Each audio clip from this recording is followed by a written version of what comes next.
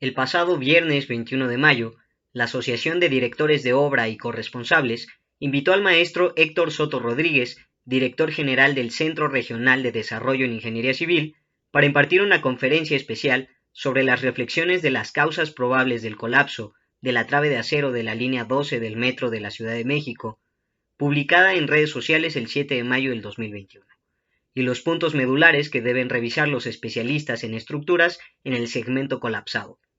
Antes de impartir la conferencia, me permito presentar al maestro Héctor Soto Rodríguez, ingeniero civil por la Universidad Michoacana, con maestría en estructuras por la Escuela Nacional de Trabajos Públicos del Estado, en Lyon, Francia, con una especialización en estructuras de acero en el Centro de Altos Estudios del Metal, en París, Francia, asesor técnico estructural de megaproyectos en Argentina, Brasil, Francia y México, autor de 14 libros de estructuras de acero avalados por la Facultad de Ingeniería de la UNAM, con el apoyo del Dr.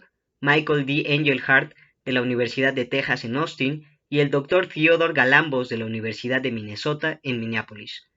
Es profesor invitado en varias universidades y colegios de ingenieros civiles en América Latina, profesor mejor evaluado en varios cuatrimestres en la Maestría de Ingeniería de Estructuras en la Universidad La Salle Bajío, con impartición de más de 50.000 horas en el Programa Nacional de Difusión de Acero por Altos Hornos de México durante 12 años, creador de los proyectos innovadores Hospital Emergente COVID-19 y Vivienda Sustentable Sismo Resistente en el año 2020.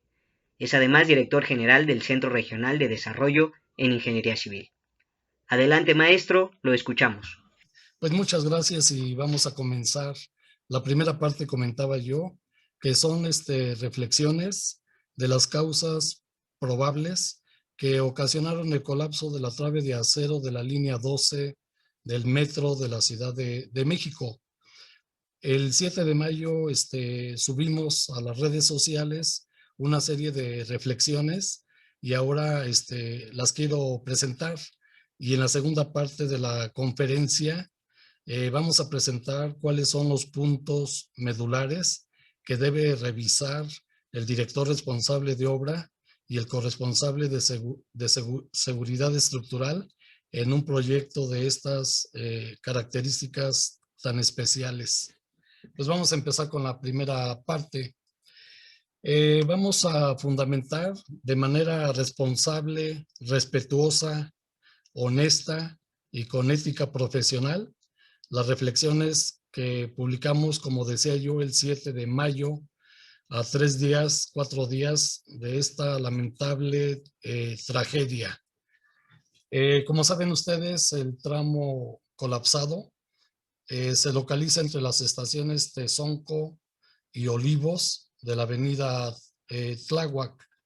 Y justamente queremos hacer una aclaración que tiene que ver con un cuestionario que van a resolver ustedes más adelante. Las reflexiones que nosotros vamos a presentar no constituyen necesariamente un dictamen de estabilidad y seguridad estructural. Tampoco constituyen una inspección ocular y por esa razón queremos hacer esta aclaración. Decía yo que lo vamos a hacer de una manera respetuosa y la finalidad de este trabajo, de esta presentación, es compartir con el gremio de los DRO y de los corresponsables en seguridad estructural que pertenecen a la DOC, la experiencia práctica profesional de su servidor, para que de alguna manera podamos coadyuvar en la comprensión de este lamentable suceso y que al mismo tiempo podamos mejorar la práctica profesional de la ingeniería estructural para que en el futuro próximo este tipo de tragedias pues no se vuelva a repetir. Lamentamos profundamente el número de personas que fallecieron y también este número de personas que resultaron heridas tras este evento catastrófico. Estamos seguros que próximamente un equipo de especialistas de las diversas ramas de la ingeniería, no solamente geotécnica, sino también estructural, sísmica y de la propia ingeniería civil, y forense, además de las sociedades técnicas mexicanas y de los grupos colegiados, que son actualmente coordinados por el Colegio de Ingenieros Civiles de México, realicen los estudios suficientes, necesarios y científicos, analíticos de laboratorio, analizando materiales, análisis metalográficos del acero y de fractografía, revisar la normatividad del reglamento de construcciones vigente para la época en que se diseñó y se construyó esta línea dorada, la número 12, la revisión de todos los parámetros de diseño, las cargas que actuaron en esta trave, la elaboración de modelos y simulaciones matemáticas, algunas de ellas con elemento finito, otros posiblemente con simulación híbrida, la revisión integral del proyecto estructural, que es la ingeniería básica, los planos estructurales, los planos de taller, los planos de montaje, los procedimientos constructivos, el procedimiento de soldadura, la calidad de soldadura, la calidad, la supervisión de toda la obra, la bitácora, etcétera, la topografía, el estudio del análisis y reducción de riesgos que tiene que ver con la vulnerabilidad, para que con todos estos estudios, esta comisión que coordina el Colegio de Ingenieros Civiles de México y también la empresa noruega que fue contratada, pues nos permitan establecer las verdaderas causas del colapso. De momento lo que voy a presentar yo, porque no tengo las evidencias suficientes, pues será una serie de reflexiones sobre las causas posibles del colapso de la trave de acero. Simplemente voy a hacer referencia a algunos problemas anteriores que ya se habían detectado en la línea 12.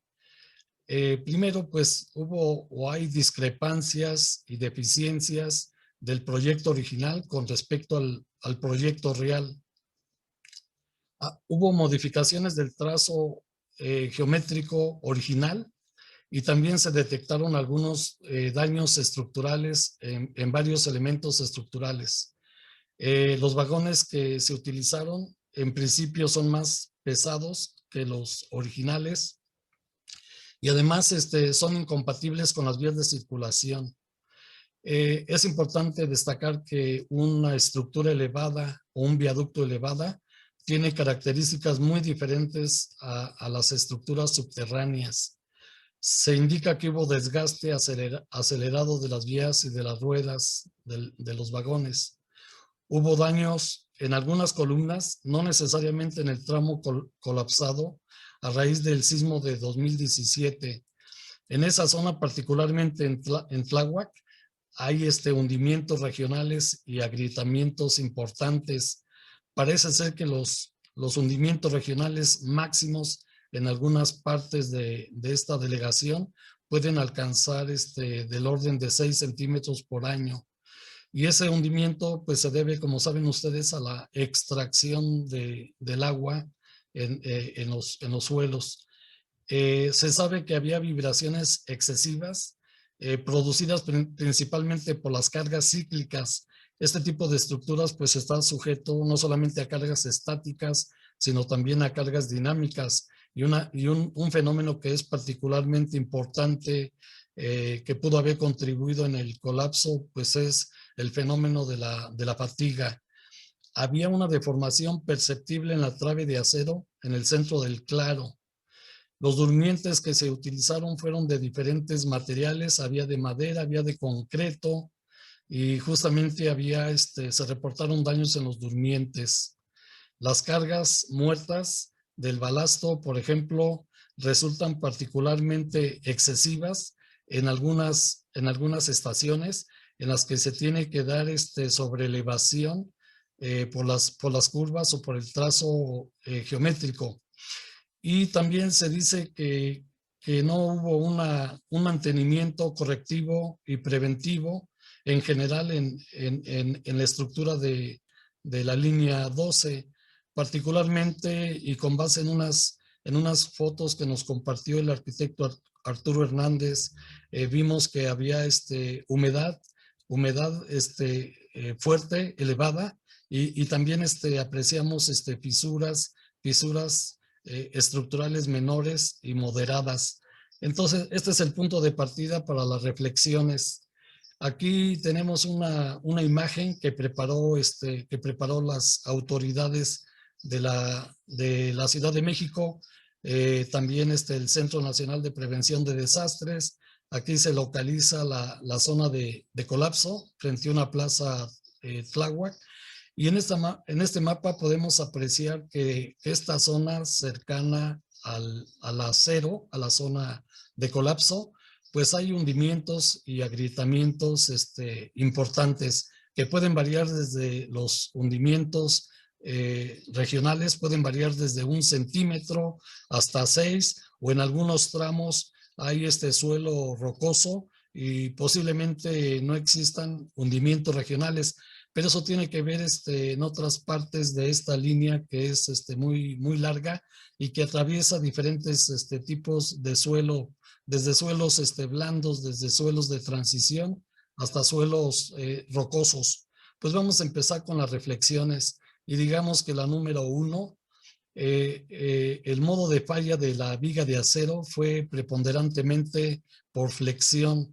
Entonces estamos indicando que se rebasaron de manera súbita todos los estados límite de falla correspondientes o asociados a miembros sujetos a flexión, debido pues no solamente a las cargas estáticas, sino también las cargas dinámicas y todos los fenómenos que pudieron conjuntarse en ese momento.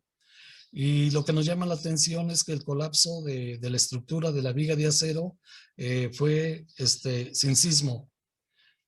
Recientemente hemos observado en México que ha habido varias edificaciones que se han colapsado sin la acción sísmica, y vale la pena detenerse y reflexionar un poquito qué es lo que está ocurriendo, y nos hacemos varias preguntas. Por ejemplo, los estudios de ingeniería preliminares que se hacen en todo proyecto serán insuficientes. Las conceptualizaciones estructurales de las edificaciones, ¿será correcta o es errónea? La evaluación de las cargas y de las cargas no previstas en el diseño estructural, ¿cómo las evaluamos? El diseño estructural que realizamos los que nos dedicamos al proyecto es inadecuado. A nivel de diseño estructural, yo he observado que hay 3 tipos de diseño: un diseño escaso, un diseño racional y un diseño generoso. Tenemos que revisar dónde nos encontramos. Además, el detallado y la fabricación y el montaje, que son otras etapas de la estructura de acero, se están haciendo con la calidad estricta. Son algunas preguntas que nos estamos haciendo. Bueno, pues aquí tenemos una viga libremente apoyada. Las vigas libremente apoyadas son estructuras estáticamente determinadas que se resuelven fácilmente con la estática, siempre y cuando tengamos cargas verticales o gravitacionales. Bueno, pues algunos modos de falla de estas vigas libremente apoyadas, pues puede ser los pandeos tanto del alma como de los patines. Pero tenemos un problema que tiene que ver con los soportes laterales. Si yo tengo una viga larga de 15, de 20 o 25 metros, como es el caso de la trave de acero, y no le proporciono soporte lateral a través de los diafragmas para que restrinjan la deformación lateral, que se manifiesta como un giro y un desplazamiento lateral de la sección transversal de la viga. Si nosotros no colocamos adecuadamente estos soportes laterales, y si no evitamos las relaciones, o si no diseñamos una trave armada, como en este caso, con relaciones ancho-espesor bajas, pues el comportamiento de la viga será como el que se describe aquí en la figura de la derecha. Los pandeos locales disminuyen de manera importante la resistencia de diseño que pueda desarrollar una viga. Si a una viga le colocamos soportes laterales suficientes y evitamos los modos de pandeo y todos los estados límite correspondientes a miembros en flexión, la viga será capaz de desarrollar su resistencia plástica máxima y conservar ese momento plástico durante varias rotaciones plásticas que está desarrollando o bajo deformaciones o deflexiones.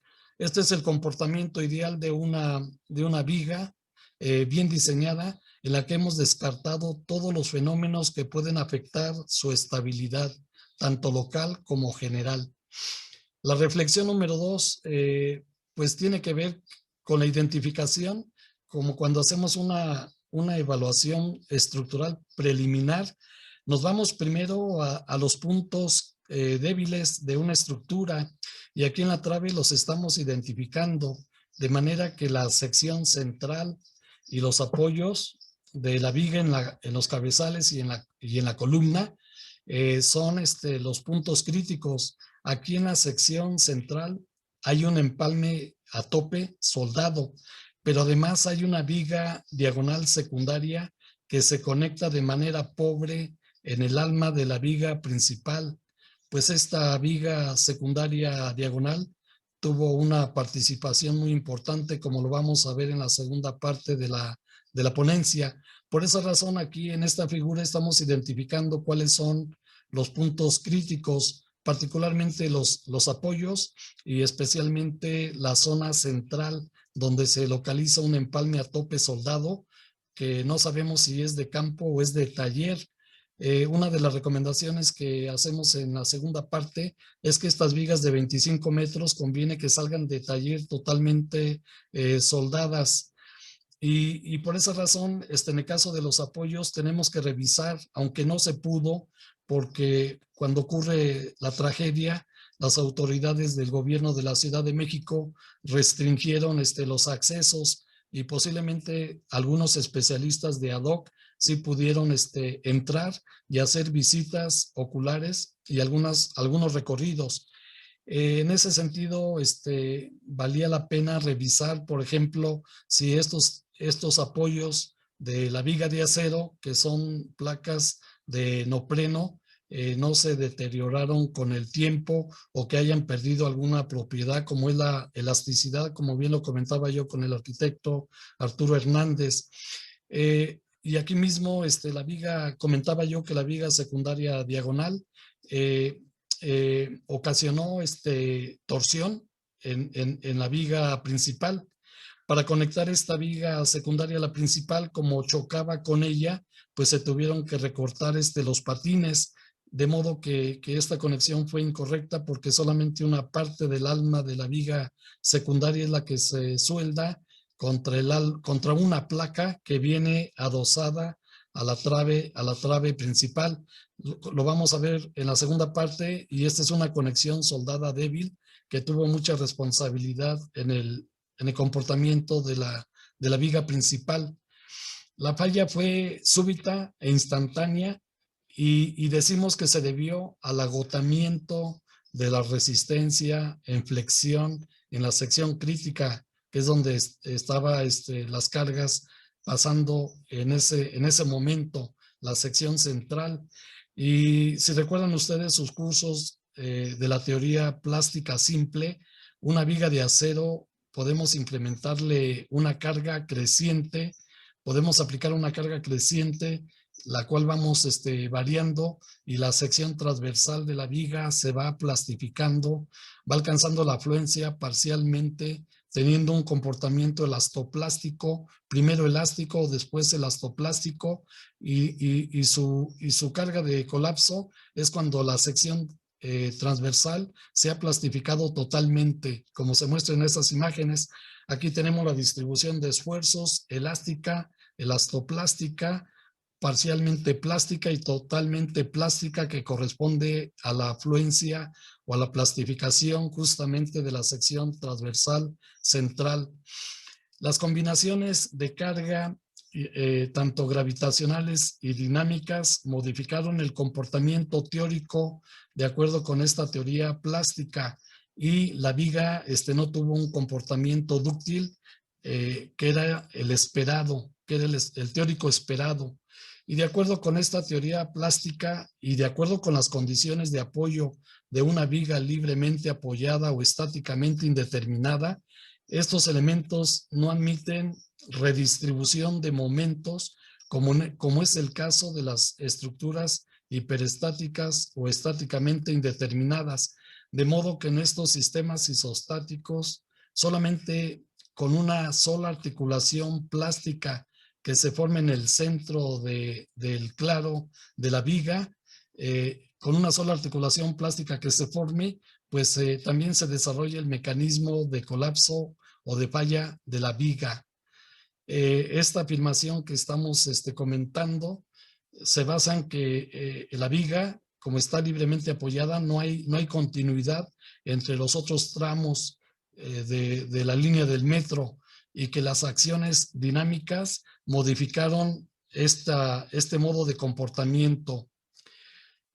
Pensamos que se subestimaron las cargas de diseño, el peso de los vagones fue superior al de los vagones iniciales, las cargas vivas móviles, las cargas de impacto, hay una carga de frenado, hay en el caso de las líneas del metro, en algunas estaciones donde hay curvas, se pueden desarrollar unas fuerzas centrífugas y también se está considerando, aunque no estamos seguros, pues la influencia de los efectos de temperatura en caso de que se hubiese presentado algún incendio por ahí cerca de las estaciones del tramo colapsado.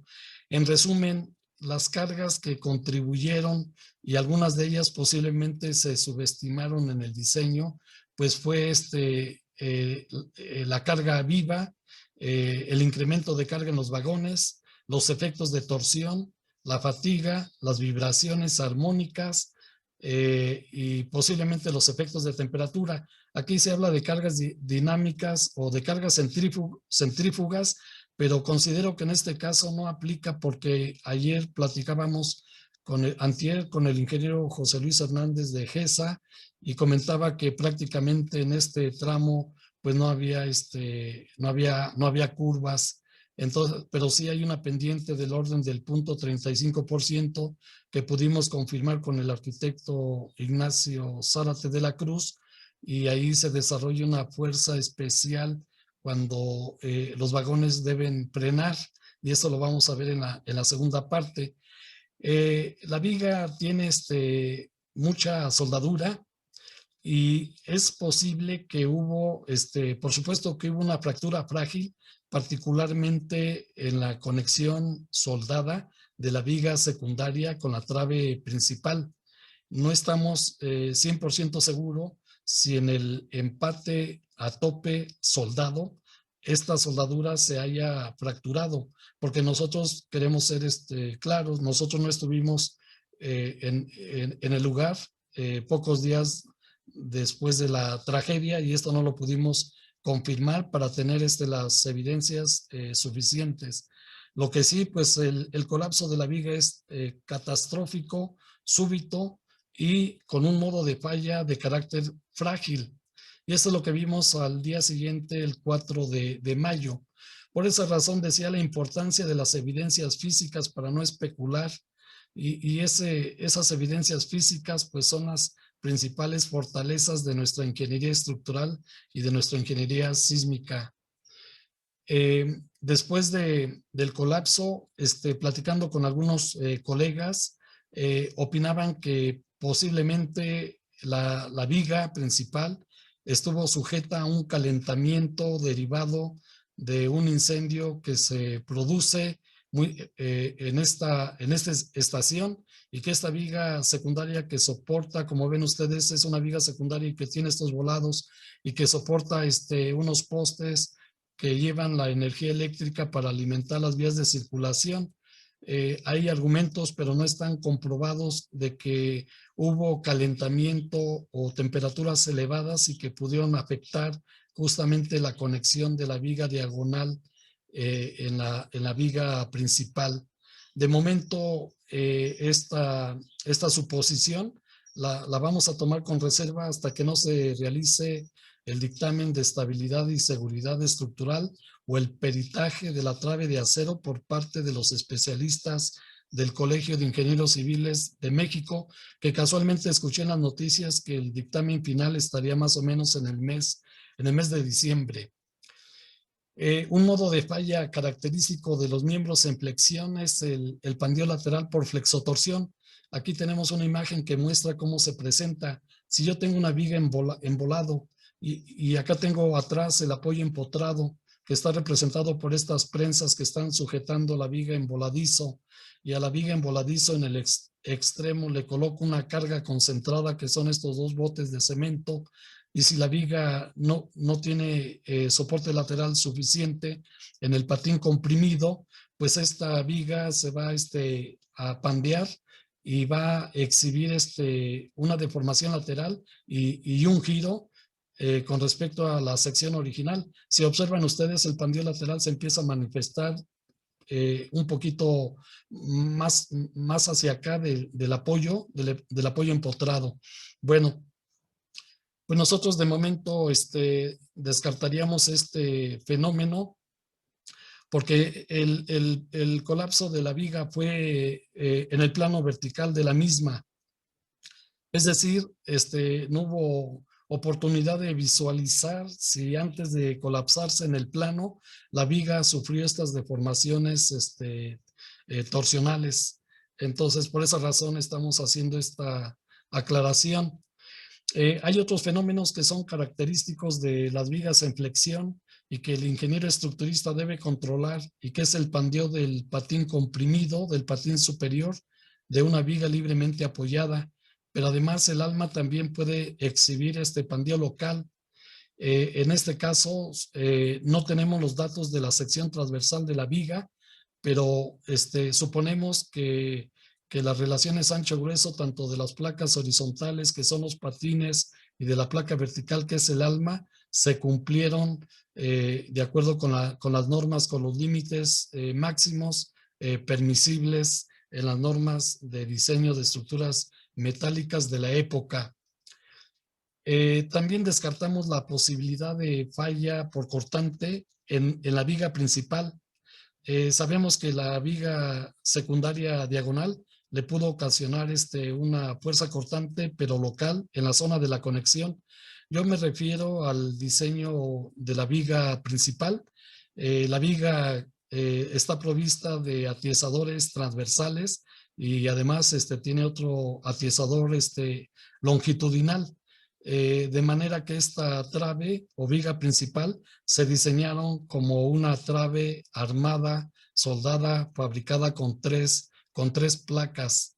Entonces también descartamos el modo de falla en los tableros que se forman entre los atiesadores de la trave armada.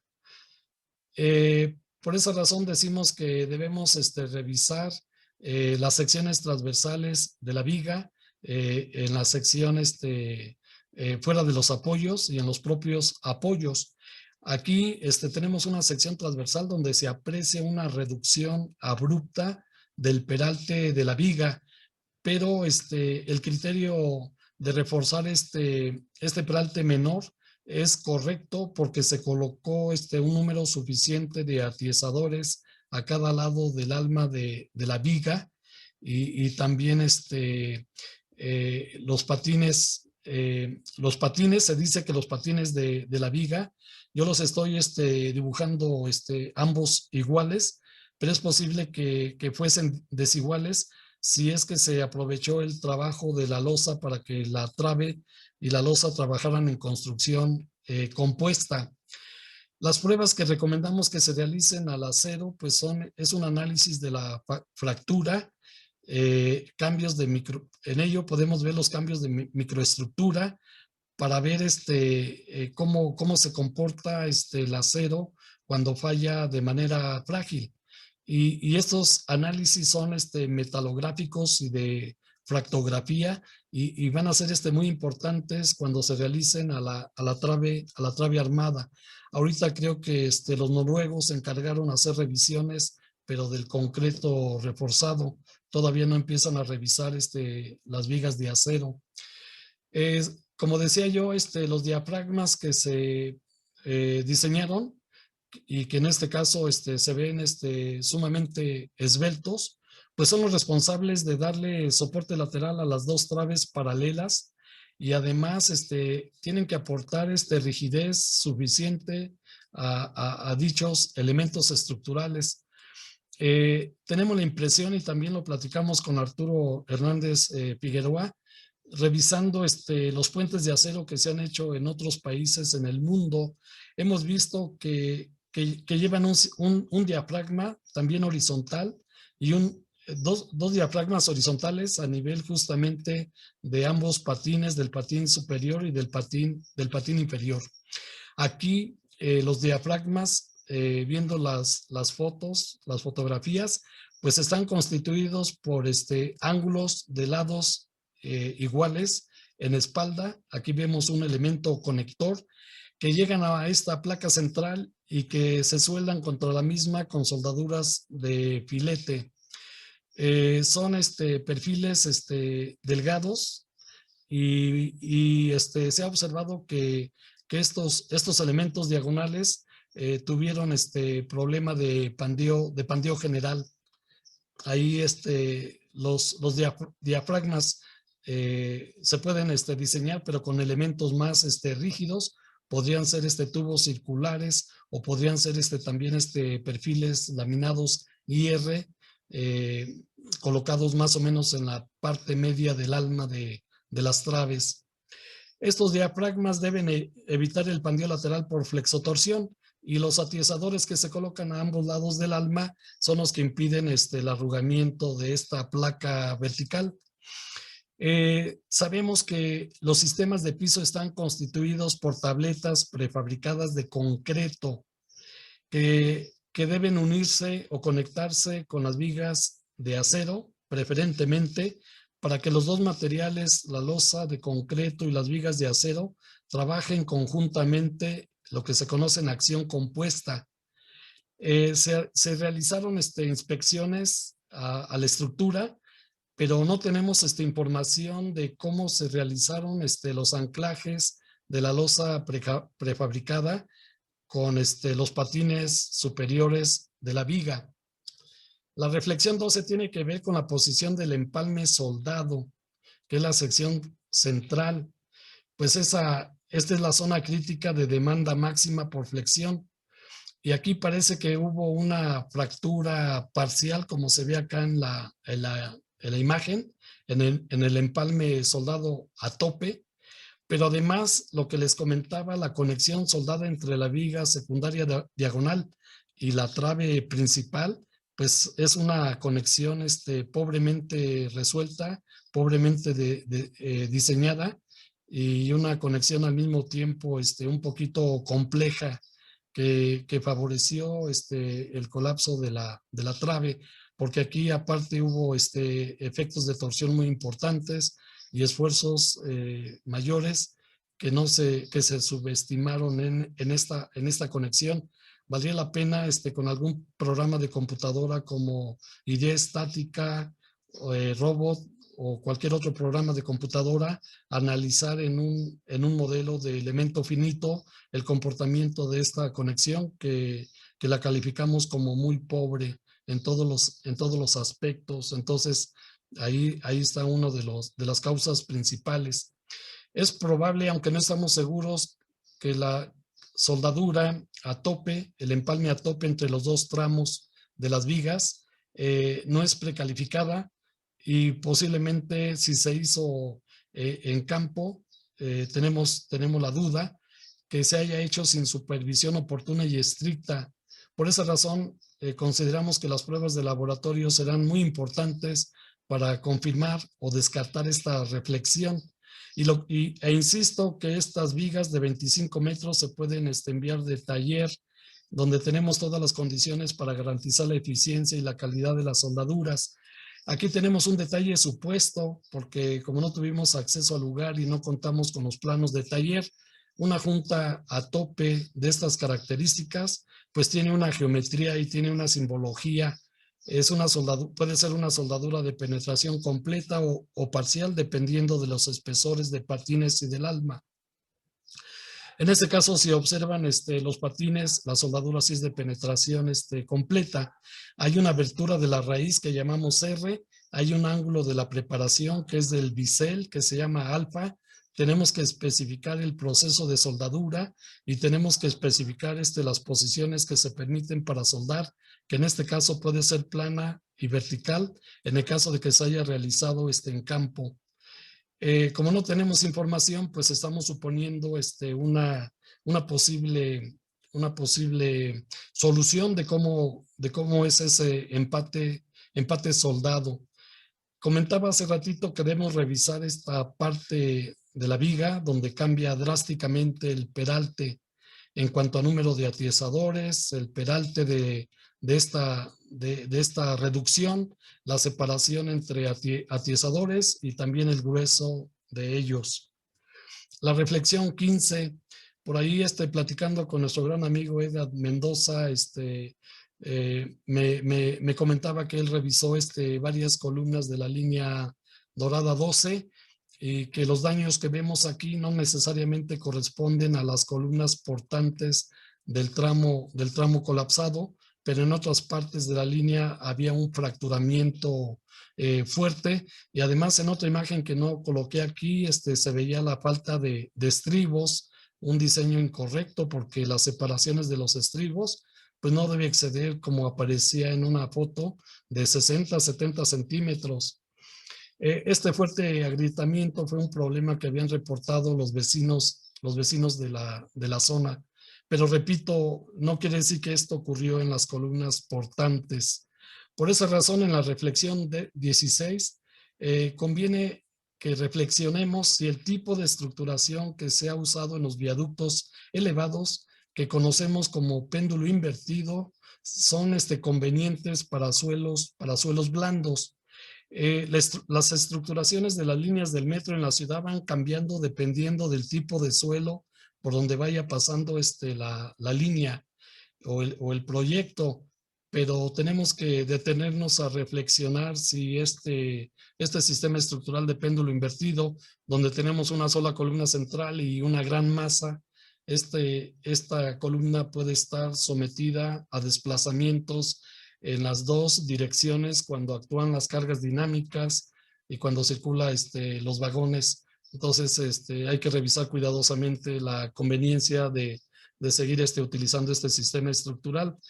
Por eso, y en cuanto a las vigas, yo propongo que las vigas de acero para viaductos elevados, que sean secciones en cajón, puesto que son mucho más resistentes que las vigas IR a los efectos de torsión. Y además, las vigas en cajón prácticamente no son susceptibles al fenómeno de pandeo lateral por flexotorsión. Entonces, la viga IS, pues yo la limitaría en el caso de viaductos elevados.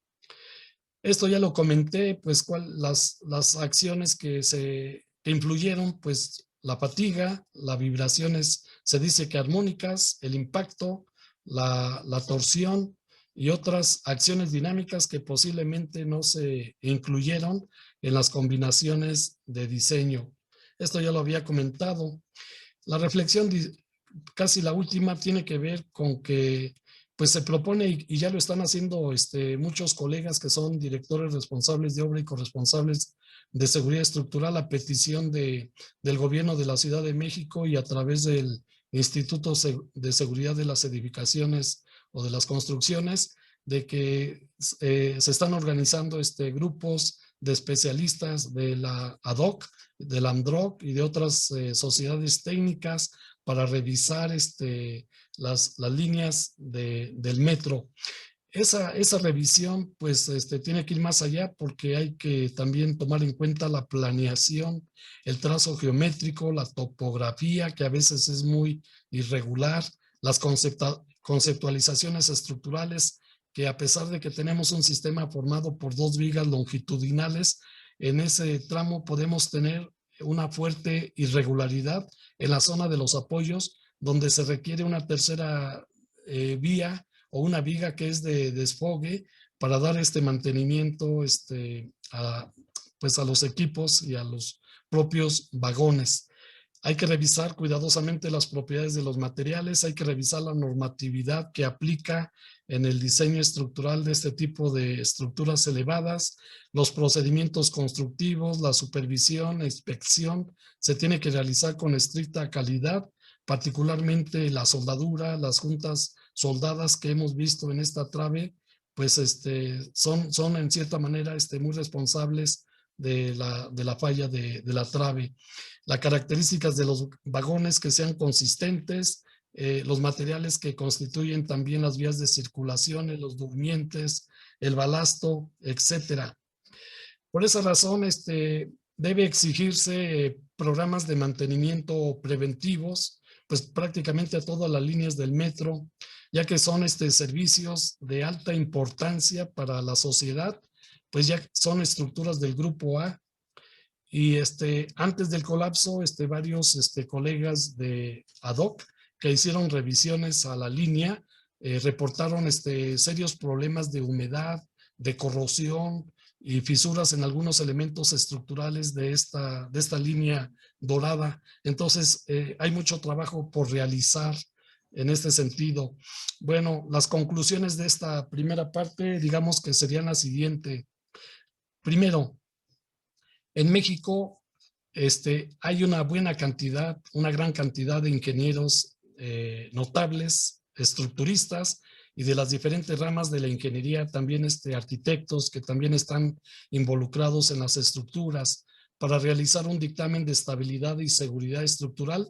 Le llaman peritaje ahora a este dictamen, que es una pregunta del cuestionario que les van a aplicar, para realizar un dictamen que sea cuidadoso y muy amplio y que se base en los principios fundamentales de todas las ingenierías, la geotecnia, la ingeniería estructural, la ingeniería sísmica, la ingeniería forense, y que permite evaluar correctamente cuáles son las verdaderas causas que ocasionaron este lamentable accidente o tragedia más bien, y que al mismo tiempo este dictamen sirva de base para que toda la infraestructura urbana de la Ciudad de México, no solamente las líneas del metro, sino las edificaciones altamente vulnerables, pues se puedan revisar y que se pueda evitar este tipo de tragedias en el futuro inmediato.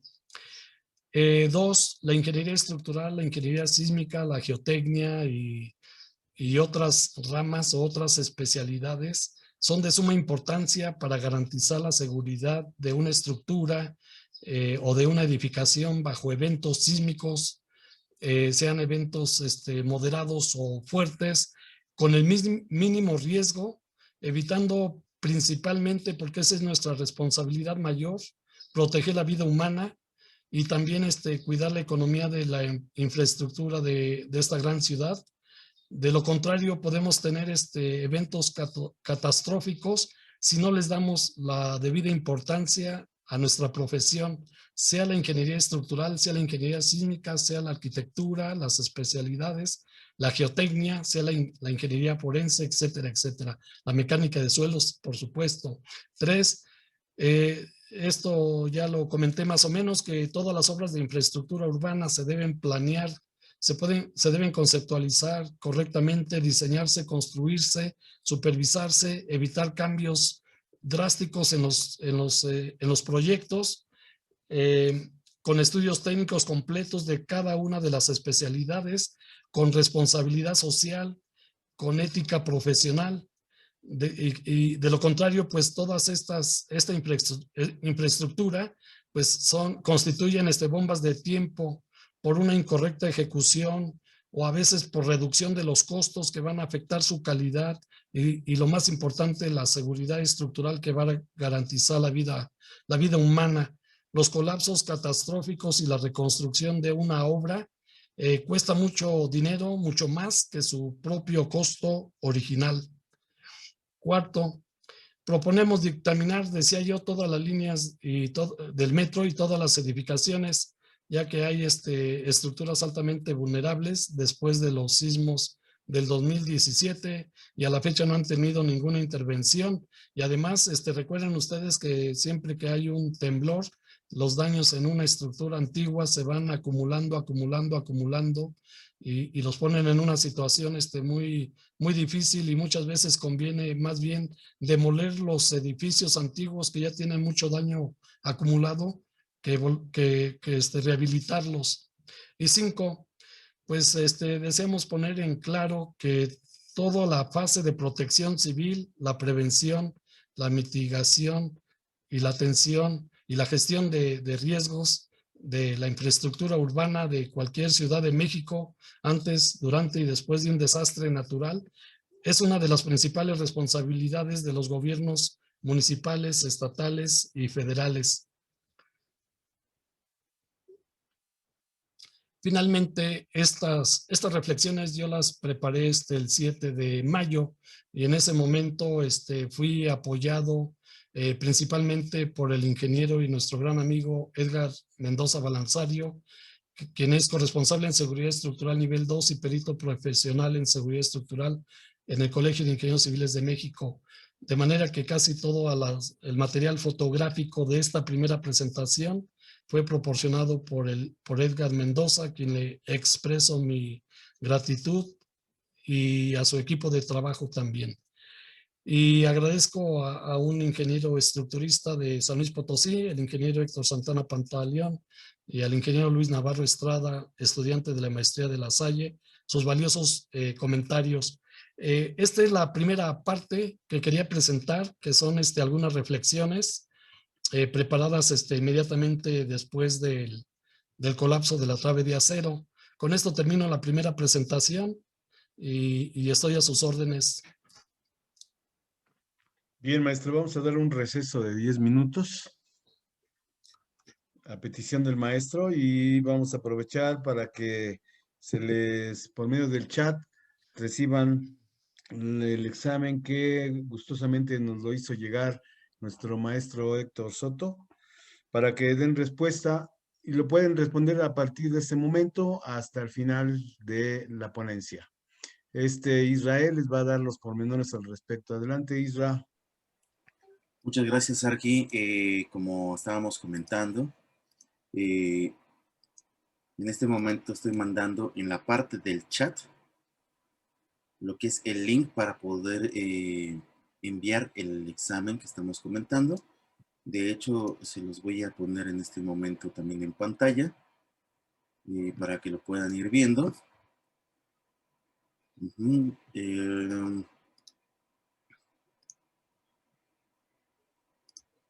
Denme un segundo.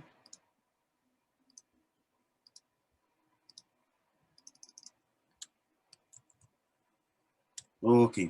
En este momento, en el chat, a todos los panelistas y participantes, está el link que les acabo de comentar para que puedan ir viendo lo que es el examen.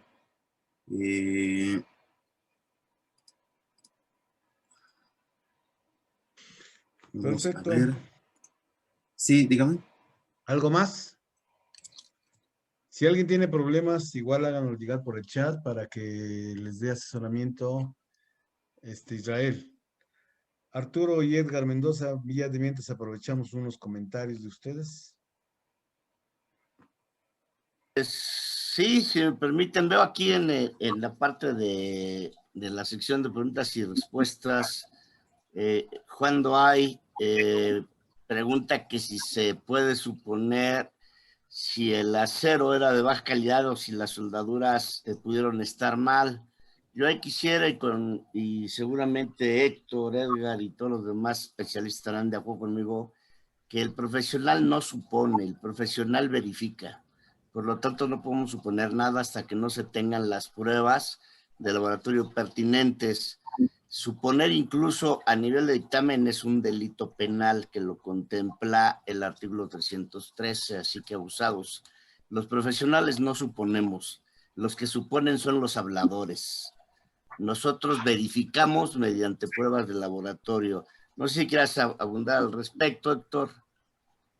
Sí, cómo no. Bueno, la calidad del acero, pues en México el A36 NMXB 254 ha sido el acero de batalla y casi estamos seguros si es una trave armada fabricada con 3 placas soldadas, la calidad estructural fue A36.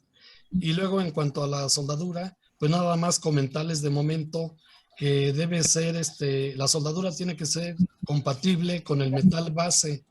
Las propiedades mecánicas de la soldadura deben ser compatibles con el metal base.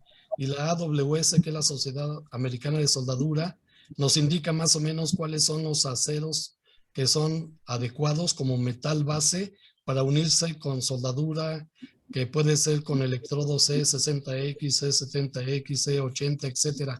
Entonces sí hay recomendaciones de compatibilidad de la soldadura con el metal base. Hasta ahí llegaría yo con mi respuesta. Edgar. Sí, la siguiente pregunta es del arquitecto Juan Dwight. Saludos, arquitecto. Dice, si la soldadura pudo estar mal hecha, Héctor, vemos que es un perfil I hecho con 3 placas, ¿verdad? Entonces, si pudiera comentar, por favor. Así es.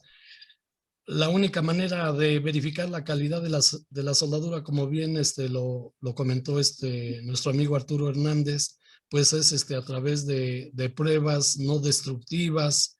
Supongo que en este momento ya se tomaron pruebas, radiografías, no sé si han realizado otras pruebas indirectas en el sitio, pero hasta que no tengamos resultados de estas pruebas de laboratorio no podemos decir qué nivel de eficiencia tuvo la soldadura, solamente hasta que contemos con esos resultados de laboratorio.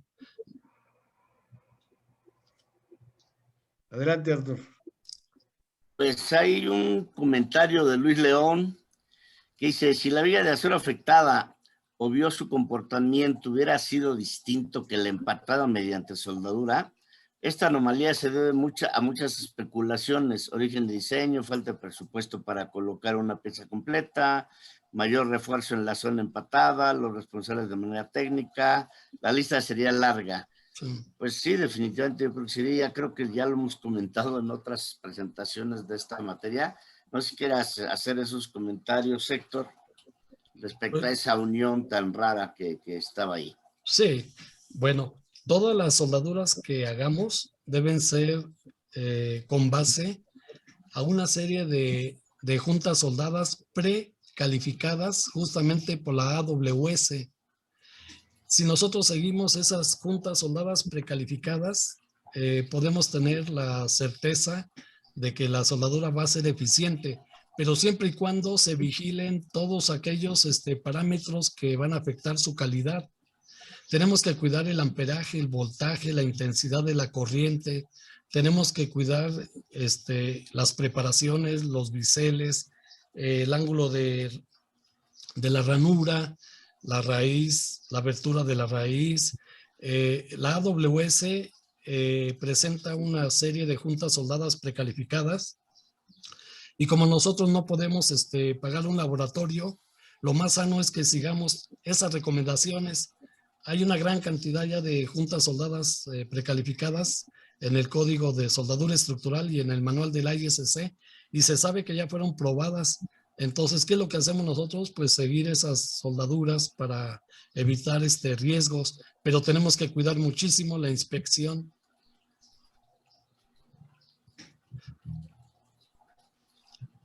Eso sería, Edgar. Ok, son todas las preguntas que hay. Yo creo que continuamos con la segunda parte, Luis. Perfecto, sí, es informarle a todos los demás compañeros que aprovechamos este tiempo ya que el maestro Héctor Soto tiene como tiempo establecido a más tardar a las 18:15 minutos, por lo cual quisimos aprovechar este tiempo para tenerlo, sus conocimientos nos los pueda compartir el más tiempo posible. Y adelante, maestro, si ya empezamos con la segunda parte. Muy bien, les agradezco y voy a compartir la segunda presentación.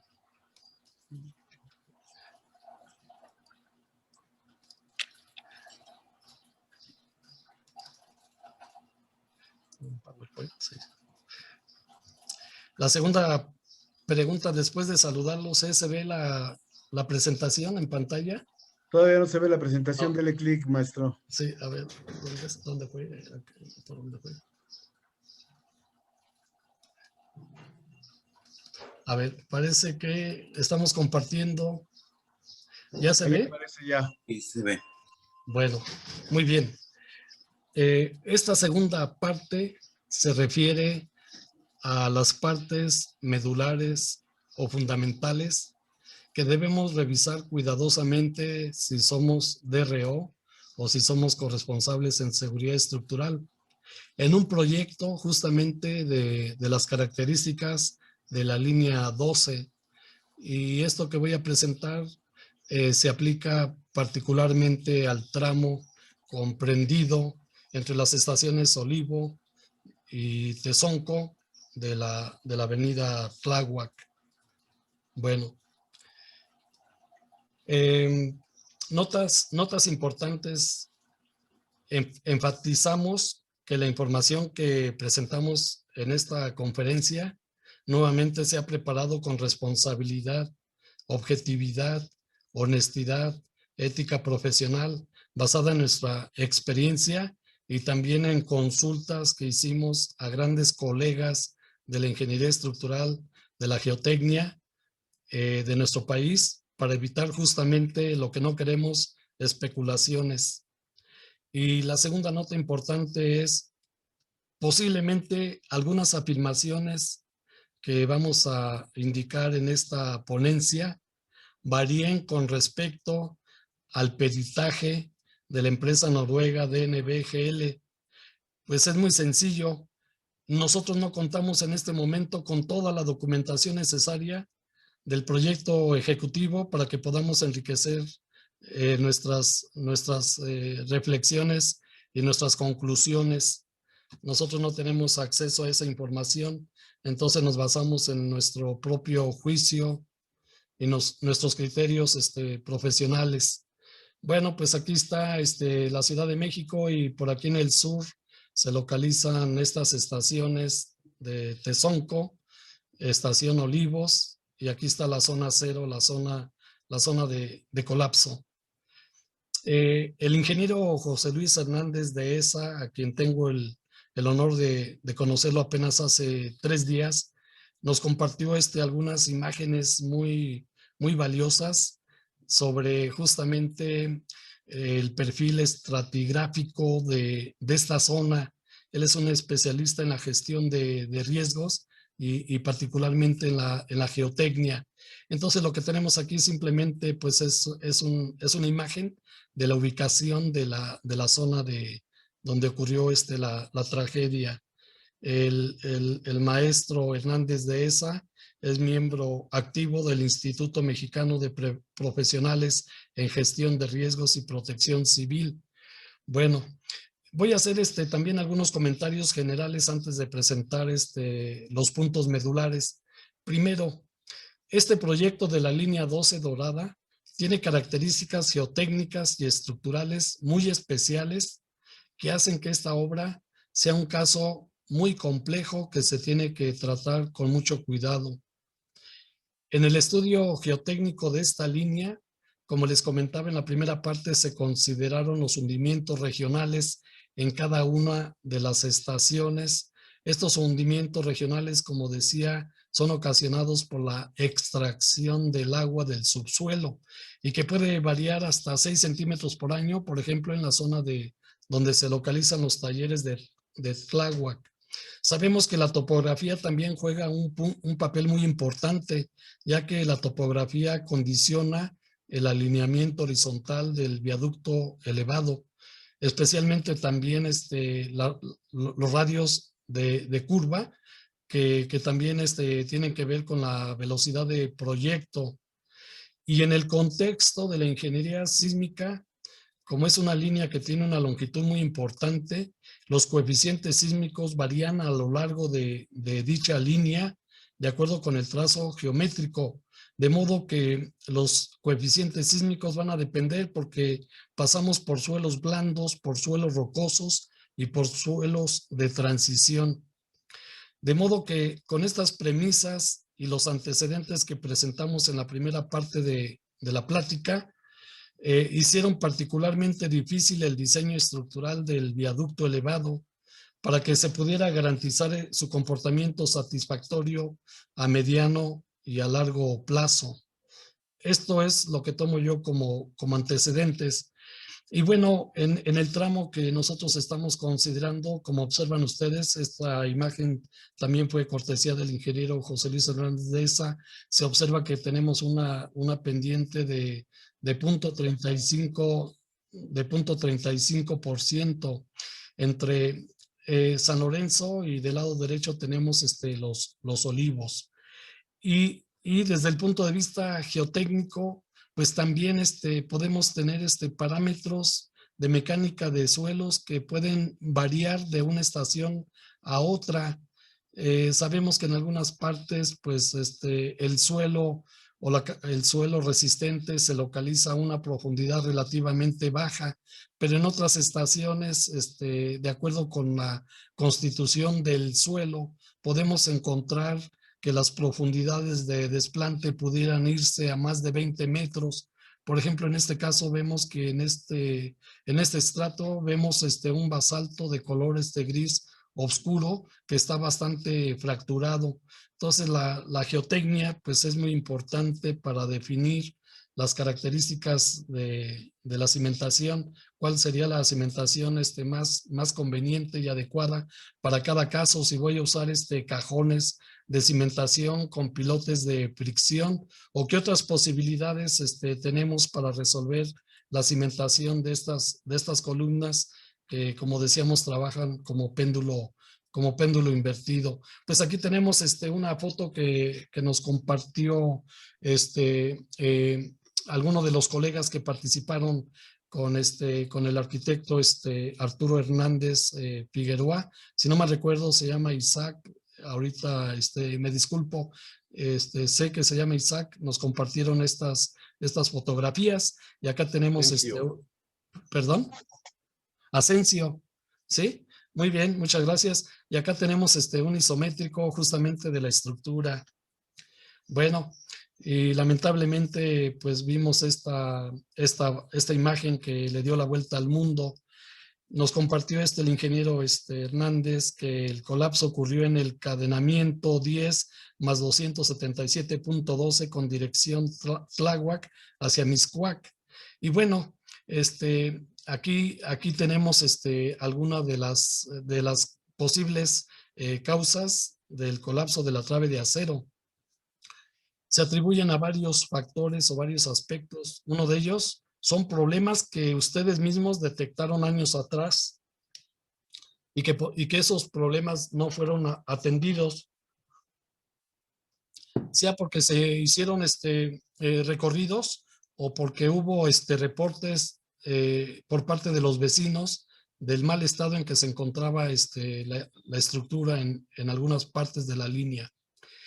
El diseño estructural pues no fue suficientemente correcto, los procedimientos de construcción fueron deficientes, ignoramos cuál fue el nivel de la supervisión, si fue una supervisión oportuna, estricta y correctiva, y hay otra gran cantidad de aspectos que influyeron y que posiblemente cuando se cambió el proyecto ejecutivo radicalmente, todos estos factores que no se tomaron en cuenta también influyeron pues en esta tragedia. Entonces, los factores son o las causas son multifactoriales, por decirlo así.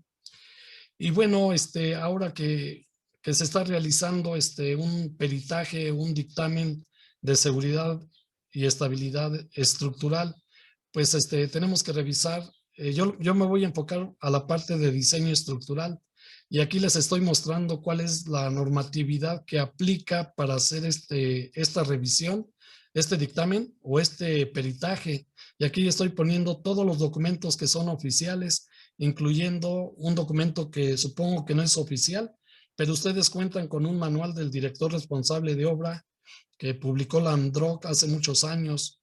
Aquí estoy mencionando, por ejemplo, lo que les decía, el Código de Soldadura Estructural, todas las normas de la Ciudad de México, el Código AASHTO, el Código ACI del Instituto Americano del Concreto. Tenemos normas del IMT, Instituto Mexicano del Transporte. Tenemos un buen manual de la Secretaría de Comunicaciones y Transportes para el diseño de puentes. Y ustedes ya conocen toda la normatividad para la Ciudad de México porque la utilizan todos los días.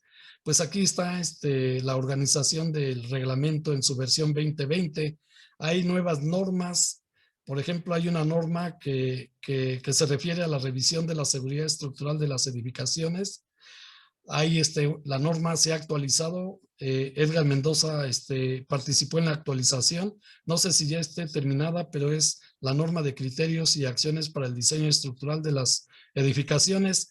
Tenemos 4 normas específicas para cada tipo de material. Mampostería, que puede ser confinada, sin confinar.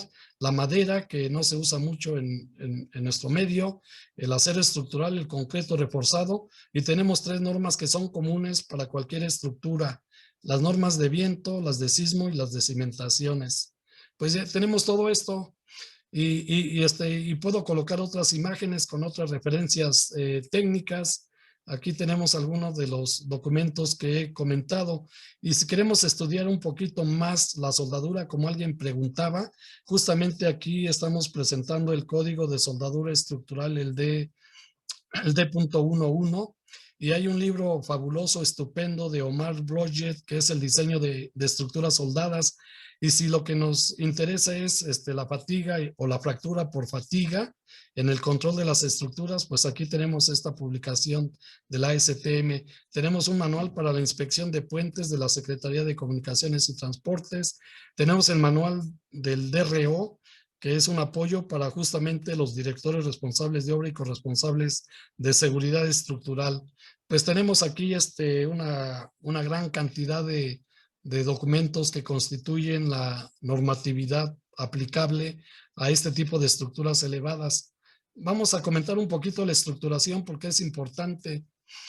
La estructura o el viaducto elevado se clasifica como de claros cortos. Y aquí tenemos algunas alternativas estructurales. Una de las típicas en Europa y en el mundo, pues efectivamente es el uso de vigas de acero que soportan una losa de concreto reforzada conectada al patín superior de las vigas metálicas con pernos conectores de cortante para que se forme la acción compuesta. Entonces aquí tenemos una estructuración que digamos es un poco parecida a la de la línea 12. La diferencia es que aquí hay cuatro vigas. En el caso del viaducto elevado solamente había dos vigas. Pero vean ustedes una segunda propuesta estructural. Pueden ser vigas en cajón, que pueden ser de acero o que pueden ser de concreto y que ustedes en el medio les llamamos ballenas, o pueden ser también vigas en cajón.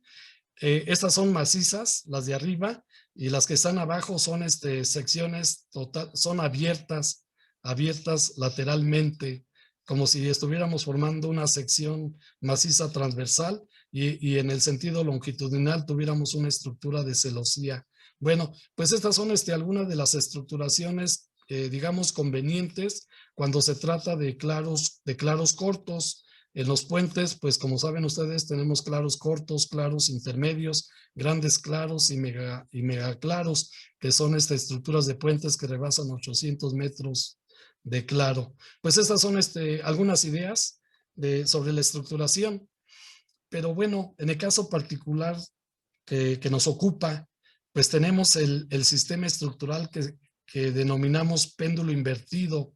Tenemos una superestructura que está formada por la calzada propiamente, las losas prefabricadas de concreto, tenemos la columna, tenemos un cabezal, tenemos las vigas paralelas, tenemos los diafragmas, las traves son fabricadas con 3 placas soldadas y toda esta gran masa elevada se apoya en una sola columna circular de concreto reforzado. Y la cimentación, decía yo, pues va a depender del tipo y de las características del suelo. Y esta estructuración que tenemos aquí, pues es la que conocemos como péndulo invertido. Disculpen si puse de color rojo algunas cosas. Es para destacar un poquito, para alertar o para reflexionar más bien. Pues la gran masa que está concentrada en la parte superior de las columnas produce momentos flexionantes de magnitud muy elevada y que los tiene que soportar también la cimentación. Voy a asignar un nivel de importancia a cada uno de las partes que intervienen en este análisis. Y de momento, digamos, que el nivel de importancia en el colapso de este sistema estructural del viaducto elevado, bajo mi punto de vista lo considero medio, el péndulo invertido, ¿de acuerdo? Le doy una calificación de medio. ¿En qué consiste? Es una pregunta del cuestionario, la estructuración. Pues tenemos 2 traves de acero de sección transversal y de claros cortos. Las vigas están libremente apoyadas en columnas de concreto. Son vigas estáticamente determinadas y justamente para permitir sin esfuerzos adicionales algunos movimientos que pudieran presentarse por los hundimientos diferenciales debido al hundimiento regional. Por esa razón se propusieron como elementos libremente apoyados. Están fabricadas con 3 placas soldadas. Las vigas están colocadas de manera simétrica respecto a la columna central y están unidas por medio de diafragmas en forma de V a base de ángulos de lados iguales LI de perfiles pequeños, posiblemente de 3 pulgadas. Las traves están provistas de atiesadores transversales y longitudinales, y esas traves van a soportar un sistema de piso que son tabletas prefabricadas de concreto. Y además este sistema, aquí es donde tenemos justamente una llamada de atención. Hasta ahí el sistema estructural era muy simple, era muy regular, pero ahora tenemos una viga secundaria diagonal que lo convierte en una estructuración irregular, pero que es una viga necesaria porque ahí se forma una transición y esa transición es una vía de emergencia o desfogue, me comentaba el ingeniero Hernández de esa, y se supone que esta, no se supone, sino que sí es cierto, esta viga diagonal secundaria se conectó pobremente en la sección central de la trave principal. Pues esta es la descripción del sistema estructural empleado en el viaducto. Por acá pues tenemos otra alternativa estructural donde se tienen las 4 vigas de acero, las 4 vigas longitudinales, pero aparte tenemos aquí unas placas donde se apoyan otras vigas de menor peralte y que se van a conectar justamente a la losa de concreto. Este es un sistema estructural que en México creo que no se ha usado, lo hemos visto en otros países, pero sería otra alternativa. Observen ustedes, este es un puente en Francia. Vean ustedes la limpieza estructural. Aquí están las vigas longitudinales. Las columnas se convierten en estas pilas. Aquí se aprecian los apoyos de neopreno. Aquí están los cabezales. Y acá en una vista vemos cómo se logró justamente la acción compuesta para que la losa de concreto, que es el sistema de piso, trabaje conjuntamente con las vigas de acero, y la viga de acero tendría mucho más rigidez al conectarse con los sistemas de piso. Entonces, esta es una estructuración sencilla, mucho más limpia que la que se tiene en la estructura de la línea 12. Bueno, pues acá hay otras alternativas. Esto es en Guadalajara, por allá en Avenida Patria, en la ciudad de Guadalajara. Aquí las columnas no es una sola, sino tenemos 3 columnas diagonales que recortan el claro de la trave y que soportan la calzada con estos pequeños volados y por acá con estas protecciones. Y esta imagen que ven ustedes, pues es aquí en la ciudad de Morelia. Se están haciendo estos viaductos para agilizar la circulación en la salida de la ciudad hacia Tres Marías. Y acá tenemos pues otro sistema estructural a base de traves de concreto, pero son de sección maciza, que son más convenientes que las secciones sí, que son secciones abiertas y que son susceptibles a varios modos de pandeo. Esa es una diferencia entre las secciones de concreto que son macizas y las secciones de acero que están constituidas por elementos planos relativamente esbeltos. Ahora sí vamos con los puntos medulares. Tipo de suelo, pues depende de la estación donde nos encontremos. Lo mismo la resistencia. Debemos de tomar en cuenta los hundimientos diferenciales y el agrietamiento en la zona de colapso. El tipo de cimentación, si me comentaba el ingeniero Hernández Deza que era una cimentación combinada y que estaba constituida por un cajón de concreto reforzado, parcialmente compensado, y que este cajón se desplantaba más o menos a una profundidad de 6,50 metros con respecto al nivel del terreno natural, y se completaba la cimentación con un conjunto de pilotes de fricción justamente para reducir los posibles asentamientos regionales. De acuerdo con algunas consultas con colegas y especialistas de la Ciudad de México, me comentaron que la cimentación no fue una causa determinante del colapso, ya que en el caso particular del tramo, del segmento que estamos hablando, no se detectaron fuertes hundimientos o hundimientos importantes en esa parte. Bueno, la evaluación de las cargas, pues es, según el capítulo número 4 y 5 del Reglamento de Construcciones de la Ciudad de México, y las cargas que se deben tomar en cuenta en el análisis, en el diseño estructural. Cargas muertas, pues es el peso propio de las tabletas prefabricadas de concreto, las instalaciones, el peso del balasto. También me comentaba el ingeniero Hernández Deza, que este material se trajo de la delegación de Tlalpan de Parres, que es la salida a Cuernavaca, y que es un material muy denso que se usa para dar la sobreelevación en las curvas, en las etapas donde el metro es subterráneo.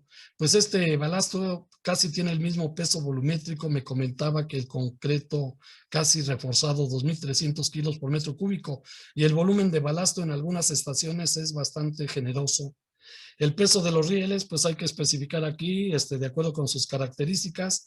El peso de los vagones, también hay que revisar la ficha técnica, si es Alstom o cualquier otro proveedor, F10, EAF. Y el peso de los durmientes, si son de madera, de concreto, de otro material, pues también considerarlos en la carga muerta. En cuanto a la carga viva, pues tenemos el peso de los pasajeros. De acuerdo con las fichas técnicas, se supone que tenemos 1,471 pasajeros en estos vagones. En las cargas móviles hay que tomar en cuenta el factor de impacto. Las acciones accidentales, pues sabemos que el sismo es la condición principal que rige el diseño de estas estructuras elevadas pesadas, no así el viento, aunque el viento lo podemos también revisar de acuerdo con el capítulo 7 del Reglamento de Construcciones de 2004. Pero como saben ustedes, la acción sísmica es importante dependiendo de la masa en una estructura. Si tenemos estructuras ligeras como las naves industriales, seguramente el viento será la condición que rija el diseño de la estructura. Pero en el caso de estructuras pesadas como las que estamos comentando, pues la acción sísmica sería la más importante. Por eso decimos aquí que los efectos del viento no son críticos. Y aquí no sabemos si hubo el incendio del que comentaba, no tenemos evidencia. Por lo tanto, aún así debemos de tomar en cuenta acciones por cambios de temperatura, porque en los cabezales se prevén holguras suficientes justamente para tener absorber todos los esfuerzos que se puedan presentar, y por esa razón debemos tomar en cuenta también los efectos de la temperatura. La fatiga, como saben ustedes, tiene que ver con el número de ciclos de carga, de tensión, de acuerdo con la amplitud, la acumulación de ciclos de carga de servicio en tensión y de acuerdo con la configuración o el tipo de la junta soldada a tope. No sé si en el diseño estructural justamente se hizo un diseño por fatiga de la junta soldada a tope, particularmente de la conexión soldada de la viga secundaria diagonal a la trave o a la viga principal.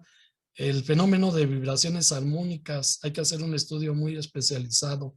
La fuerza de frenado, también nos comentaba el ingeniero Hernández de esa que hay un efecto que le llama arrastre y que ocurrió posiblemente en el empalme soldado por la pendiente relativamente, sobre todo cuando la pendiente es muy fuerte, los empalmes soldados quedan sujetos a estas fuerzas de arrastre durante el frenado de los vagones. Entonces aquí también no sabemos si este efecto se tomó en consideración. Por esa razón, lo que corresponde a la fatiga, a las vibraciones armónicas, le damos un nivel de importancia alto,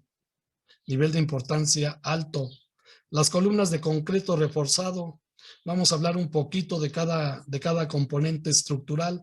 Pues hay que conocer las cargas en la columna.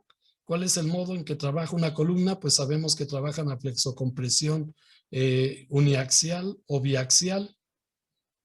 La sección transversal de la columna es circular. ¿Cuál es su relación de esbeltez? Supongo que tiene una relación de esbeltez entre una columna corta y columna intermedia por la sección de la columna. ¿Cuál es la cuantía de acero que debemos dotar a esta sección transversal? ¿Cuál es el acero longitudinal? ¿Cuáles son las características de este acero? ¿Cuáles son las características del acero transversal, que son los estribos, y cuáles son las separaciones? Les comentaba que en algunas columnas reportaron que la separación de estribos superaba 60 centímetros. ¿Cuáles son los recubrimientos? Hay que ver hay que revisar el diseño estructural, hay que ver el detallado en planos, y se hicieron en los recorridos de ustedes, hicieron mediciones de desplomes y de deformaciones también. El nivel de importancia en el colapso le pusimos medio. La razón es que esta columna forma parte del sistema estructural que hemos comentado, que es péndulo invertido. Puede ser de medio a bajo, ya que tiene una participación importante en el sistema estructural, que es a base de péndulo invertido. En cuanto a los cabezales de concreto reforzado, les comentaba que para absorber los movimientos que se presentan, que son diferenciales y que pueden ser excesivos, se pueden evitar dejando holguras importantes en estos elementos de concreto reforzado que se llaman cabezales. Habría que revisar si se previeron estas holguras. Nos interesan las dimensiones generales, cuáles son las cargas que actúan en estos cabezales, cuál es el modo de trabajo. ¿Hubo desplazamiento de los cabezales? Es una pregunta que dejamos un poquito pendiente de respuesta. ¿Cuál es el acero de refuerzo principal? ¿Cuáles son los recubrimientos que se dejaron? Tenemos que revisar el detallado de los cabezales en los planos de ingeniería básica. El diseño de los cabezales, ¿con qué normas se efectuó? AASHTO, ACI 318, o se usaron las normas de la Ciudad de México 2020 de estructuras de concreto. Lo que sí sabemos es que hay problemas detectados, reportaron humedad y agrietamiento del concreto. En varias fotos que me compartió nuestro amigo Arturo Hernández Figueroa e Isaac Asensio, observamos que había fuerte humedad y también había agrietamientos. El nivel de importancia pudiera ser medio. Losa prefabricada de concreto, que son los sistemas de piso. Aquí voy a comentar algo que que seguramente el ingeniero Mario Oñate, que ya se integró con nosotros, estará de acuerdo conmigo. Bueno, pues aquí tenemos la estructura de la calzada. Aquí tenemos 3 vigas de acero. Los conectores que se usan normalmente son pernos tipo Nelson, colocados en 2 hileras simétricamente. En algunos casos, algunas normas permiten que se usen retazos de canales. En otros casos pueden usar retazos de ángulos. Aquí tenemos la losa, que es un sistema de piso. Aquí está más o menos una imagen en SketchUp de esta misma estructura para apreciarla un poquito mejor. Y bueno, aquí están las losas prefabricadas de concreto a la izquierda. Como sabemos, pues esto es básico. La función principal de la losa en esta estructura elevada, pues era garantizar su trabajo estructural y cómo debió comportarse como un diafragma resistente y rígido en su plano. Sobre estas tabletas se debe colocar el balasto, se colocan los durmientes y las instalaciones y el sistema de rieles por los cuales van a circular los vagones del metro. Entonces aquí una observación importante de mi parte es que estos sistemas de piso no garantizaron el trabajo del diafragma rígido y resistente que se exige en muchos sistemas de piso, de losas, especialmente en zonas sísmicas. En este caso se usaron losas prefabricadas en vez de losas macizas de concreto reforzado para que trabajaran en sección compuesta. Yo no tengo información cómo se hizo la conexión de las tabletas prefabricadas con las vigas de acero. Posiblemente y casi estamos seguros que sí se colocaron algunos elementos de anclaje, porque eso ayudó a evitar el deslizamiento relativo entre las tabletas y las vigas de acero. De lo que sí no estoy totalmente seguro es de que hubo acción compuesta, concreto reforzado o concreto prefabricado y acero estructural. En las losas también se detectó fuerte humedad, y aquí el nivel de importancia también pudiera ser medio o bajo. En cuanto a los apoyos, bueno, pues aquí vemos cómo se separaron los extremos de la viga de acero de los apoyos de neopreno que se localizan más o menos aquí en esta parte de los cabezales. Y esta es la imagen que les decía que le dio la vuelta al mundo. Yo no, como decía, no cuento con la información técnica, no tengo planos de ingeniería básica, de ingeniería estructural, y los apoyos que son de neopreno se tienen que detallar y tienen características particulares y un detallado también muy específico. Normalmente son una serie de placas de acero. En este caso es un apoyo para vigas de concreto. Aquí se ve el eje de la nervadura, y las placas de neopreno en este caso son 24 por 48 por 1.3. Otra propiedad importante de los apoyos de neopreno es su dureza, que se conoce como Shore, y en este caso es 60. Bueno, no tenemos información, solamente sabemos que se deben detallar correctamente. Aquí están sus propiedades, y lo que se detectó también fue problemas de humedad. Aún así, pues no podemos asignarle un nivel de importancia alto a estos apoyos de neopreno. Le pusimos apoyo bajo, porque pues la viga de acero, el extremo de la viga de acero se separó cuando ocurre el colapso. Ahora vamos a hablar justamente de las vigas fabricadas que tienen una importancia alta. Nosotros, cuando hacemos un predimensionamiento de una trave fabricada con 3 placas soldadas, pues aplicamos estas reglas de predimensionamiento que les enseño a los muchachos de ingeniería y de arquitectura. Aquí faltó una raya, perdón. El peralte de una trave, pues es el claro a salvar entre 20. Si el claro de la viga es de 25 metros y aplicáramos esta regla empírica sencilla, el peralte de la trave resultaría de 1.25. Por ahí con Arturo Hernández platicábamos una vez que eran del orden de 1.40, si no mal recuerdo. Bueno, pues si conocemos el peralte en función del claro a salvar, conocemos el ancho de los patines, normalmente en una viga, para que trabaje eficientemente a flexión. Una recomendación es que el ancho de patines sea la mitad del peralte. Y luego establecemos el peralte, el grueso del alma, y los patines normalmente en estos elementos son un 60-70% más gruesos que las placas verticales. Y una vez que predimensionamos esta viga, pues ahora hay que definir las soldaduras de filete, que son las que van a unir las placas horizontales, que son los patines, con la placa vertical que se llama alma. Y aquí tenemos la indicación de la soldadura. Para tener esta sección armada, debemos colocar 2 cordones longitudinales a cada lado del alma, que son totalmente continuos, con un tamaño de pierna. El mínimo lo establece el espesor más delgado de las placas que estamos uniendo. Si aquí vamos a unir patines, que estamos suponiendo que son de 1 pulgada, 1/4, con el alma, que es de 1 pulgada, entramos a las normas técnicas complementarias con el espesor menor, que es 25, y hay una tabla que nos especifica rápidamente cuál es el tamaño mínimo de la soldadura de filete. Tenemos una soldadura mínima y podemos establecer una soldadura de piernas de tamaño máxima.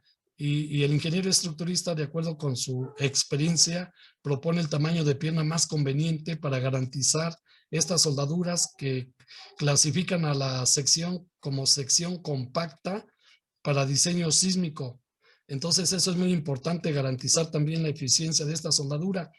Por ejemplo, esto no lo comenté con Arturo ni con Edgar Mendoza.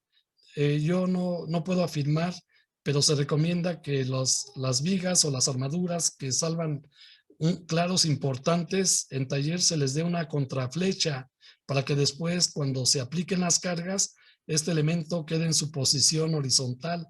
Ignoro si se aplicó una contraflecha a la trave, a las traves armadas.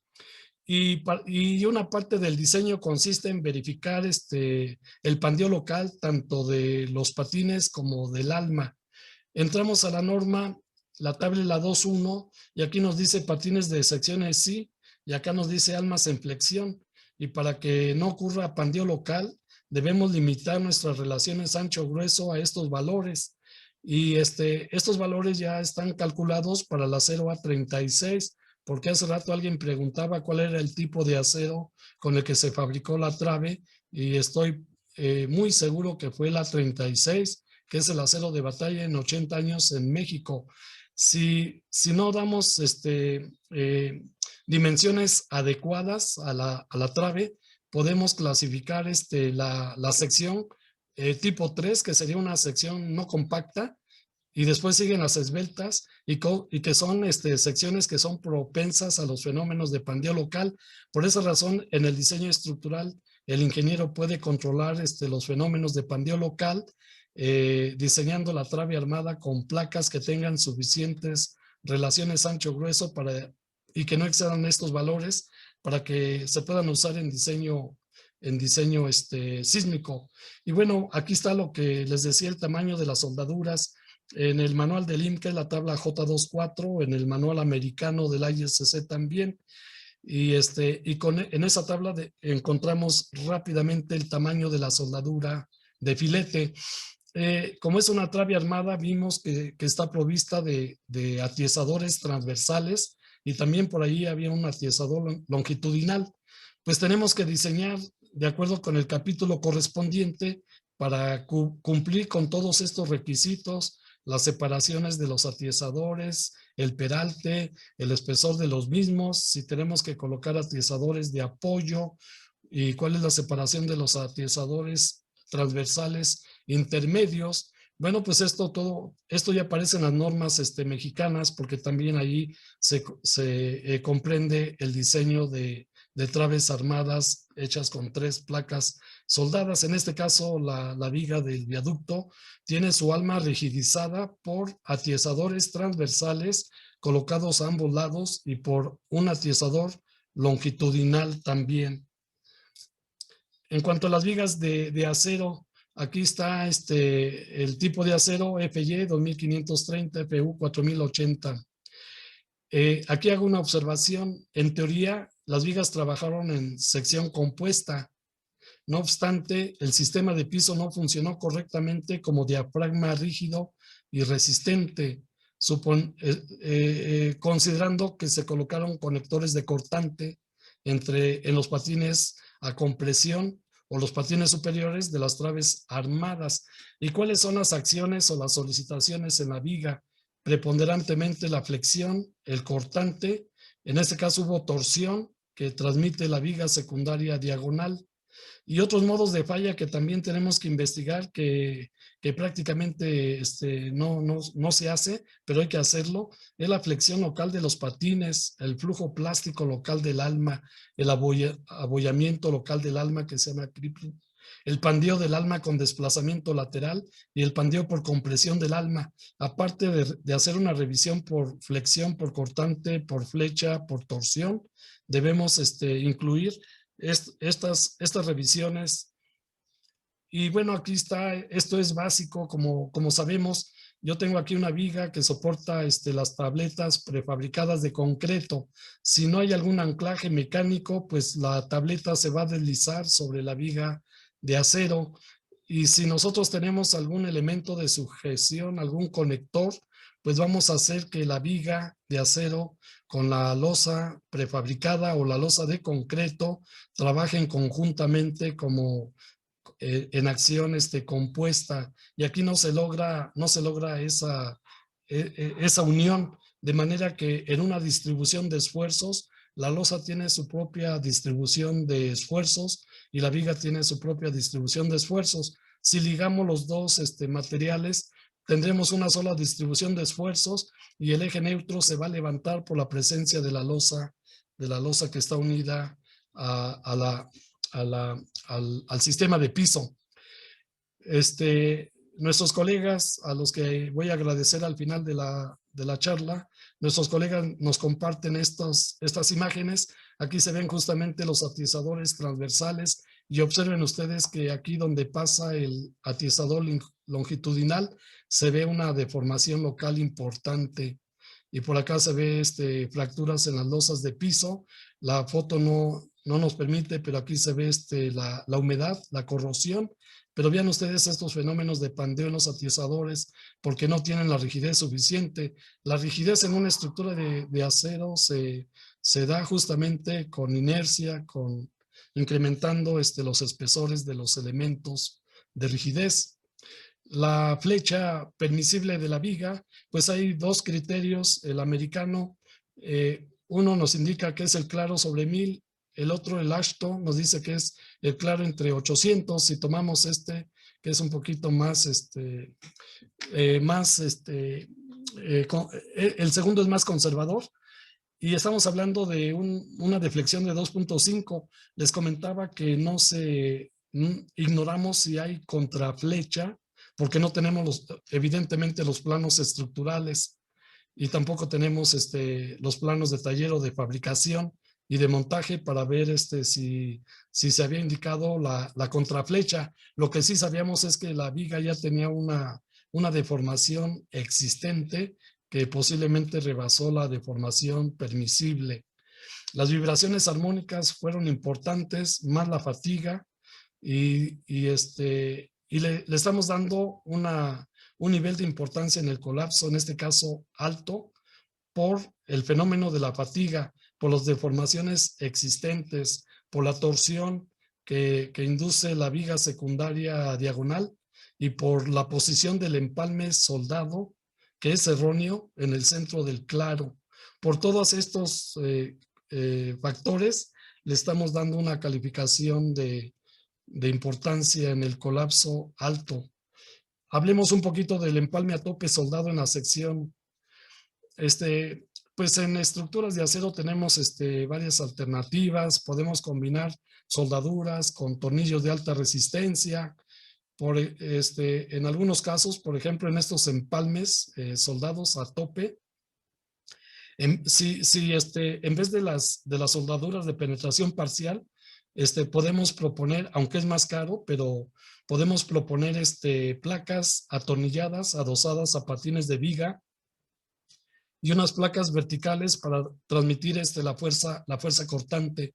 Esta es una manera de resolver también los empates entre dos tramos de viga, una viga del tramo izquierdo con el color rosa y una viga que tiene el mismo peralte de color verde del lado derecho.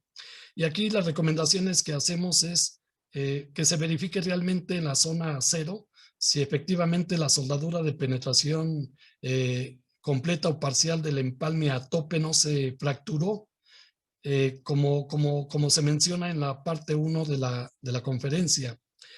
Se recomienda evitar soldaduras de campo, que mandemos las vigas de taller en una sola pieza, y en caso de que el empalme se hizo en campo, pues recomendamos sustituirlo por una conexión atornillada, como les comentaba, constituida por placas adosadas a los patines de la trave armada soldada y placas también adosadas al alma de la viga.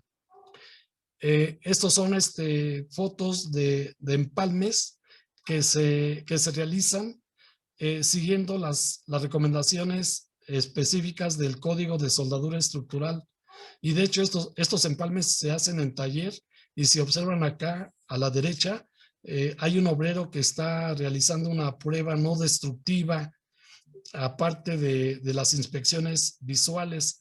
Entonces, en taller y en campo debemos hacer inspecciones relacionadas con la sanidad para garantizar la sanidad de las soldaduras de penetración, y para eso se utiliza un equipo de ultrasonido, que es lo que está haciendo el colega, el obrero que está aquí a la derecha. Y si seguimos nosotros una junta soldada precalificada, vean ustedes la calidad de la soldadura en esta tercera imagen. Prácticamente se ve como si la viga no tuviese esta unión, como si fuera de una sola pieza.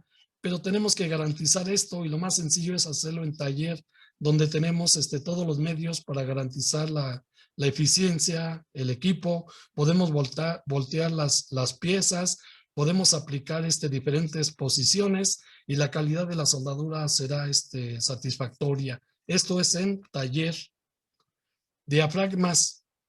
Vean ustedes cómo se comporta una estructura de un puente, donde solamente tengo las dos vigas, las vigas longitudinales, y encima tenemos una losa de concreto, y no tenemos ningún diafragma entre las dos vigas paralelas. Decía yo que los diafragmas fueron a base de ángulos de lados iguales, como se ve aquí en la imagen de la derecha. La eficiencia estructural del diafragma, yo tengo un concepto que le llamo eficiencia estructural para cada elemento de un miembro de una estructura, y le asigno una calificación. En este caso le asigno una calificación baja, porque no aportó la rigidez necesaria en la trave. Además eran elementos muy esbeltos que tuvieron pandeo general, como se aprecia en las fotos que me compartieron los colegas. Problemas detectados justamente: pandeo general, humedad y corrosión alta. Nivel de importancia, pues aquí puede ser de medio alto. Los diafragmas transversales, es la conclusión, no aportaron rigidez lateral a las vigas de acero, o sea que no le ayudaron en mucho. Y uno de los principales responsables es la viga secundaria diagonal, que es una viga de emergencia o de desfogue, ¿verdad? Bueno, pues aquí está el punto crítico. Suponemos que esta conexión se realizó en campo, y es la unión de esta viga secundaria que se apoya en el cabezal en el extremo, y en el otro extremo se apoya directamente muy cerca de la sección media, donde está justamente el empalme. Esta viga secundaria, si ven ustedes, es una viga IR, pero cuando llega a la principal, pues se le recortaron los patines, de modo que fue una conexión débil, porque solamente se depositó soldadura de filete en el alma de esta viga secundaria contra una placa que también se soldó a la viga principal una placa, posiblemente se dejó una gran holgura por atrás, una placa dosada, delgada, soldada eventualmente al alma de la trave principal.